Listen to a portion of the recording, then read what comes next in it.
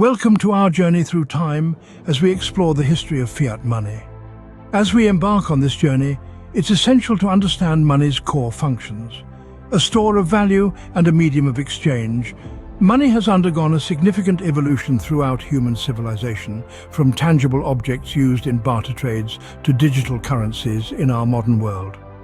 Early on, anything from shells to stones served as a form of currency.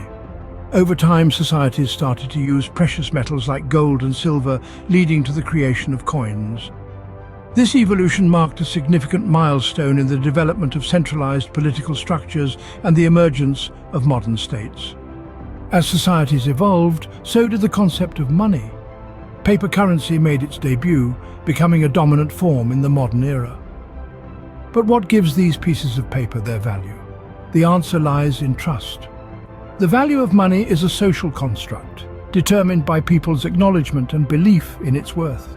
In this progression, political institutions have played a pivotal role. Central banks have the power to regulate and create money.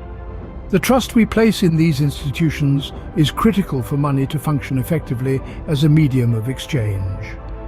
Enter fiat money. Unlike its predecessors, fiat money is not backed by a physical commodity. Instead, it's backed by the full faith and credit of the government that issues it. Its value is derived from our trust in these institutions.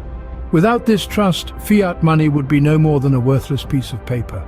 This evolution of money has led us to the era of fiat money, a fascinating concept we rely on daily. Now that we understand the evolution of fiat money, it's time to dive into the world of quantitative easing. Quantitative easing, or QE for short, is a monetary policy tool that central banks use to stimulate the economy when conventional measures are less effective. It's like a financial adrenaline shot to the heart of the economy. So, how does it work? Well, the central bank goes shopping, but instead of groceries or clothes, they're picking up financial assets. This could be government bonds, mortgage-backed securities, corporate bonds, and so on. These assets are purchased from banks and financial institutions, and to pay for these purchases, the central bank essentially creates new money. This action increases the money supply. Now you might be wondering, what's the effect of all this? The main goal of QE is to lower long-term interest rates. This makes borrowing cheaper, which encourages businesses and individuals to spend and invest. More spending and investment can lead to economic growth, which is the ultimate aim of this policy. Remember the COVID-19 pandemic?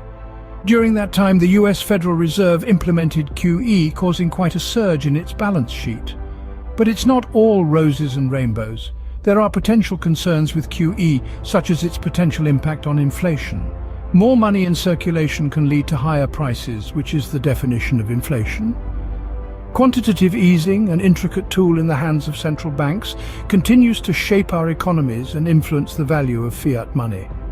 It's a reminder that money in all its forms is not just a static concept, but a dynamic and evolving part of our society. As we wrap up our journey, let's revisit the highlights. We've traced the evolution of money from humble barter objects to the sophisticated fiat money of today, underpinned by trust and political institutions. We've also delved into the concept of quantitative easing, a monetary policy tool that pumps new money into the economy, stimulating spending and investment, but not without potential inflation concerns.